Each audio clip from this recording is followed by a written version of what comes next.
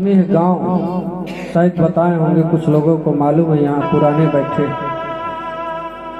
तो यादव परिवार है, तो यादव परिवार में उनके जो बड़े बूढ़े थे वो खत्म हो गए।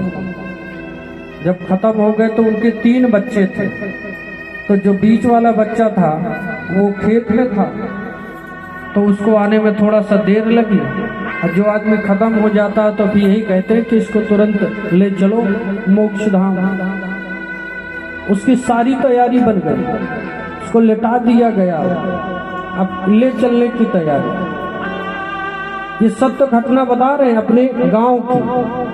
हमारा भक्त है, वो जजमान है हमारा।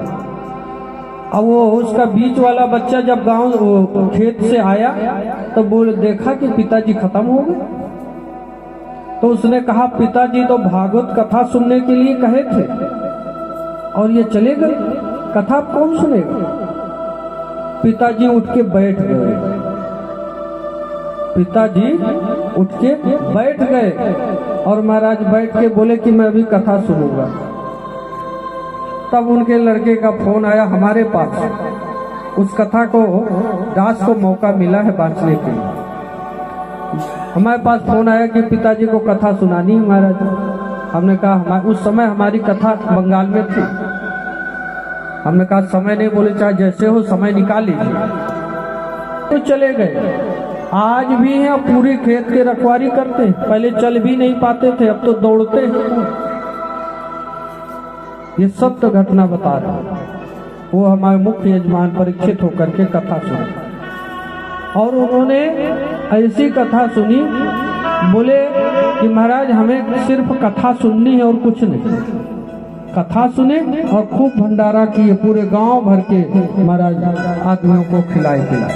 आज भी वो जीवित। ऐसी मनोहर कथा जो महाराज मोक्षदायी थी। हमने उनसे पूछा भगत जी आप चले गए थे तो वहां क्या हुआ?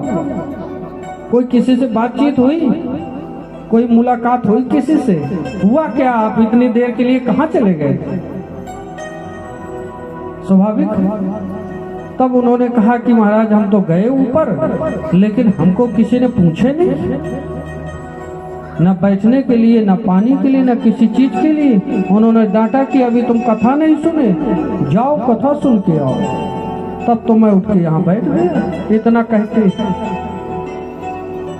एक कथा का प्रभाव है, एक कथा का संकल्प है। जो सच्चे मन से यदि आपने संकल्प लिया है नहीं कथा सुनना है, तो भगवान ऊपर से भी डांट के भेजते हैं कि जाओ तुम कथा सुन करके आओ।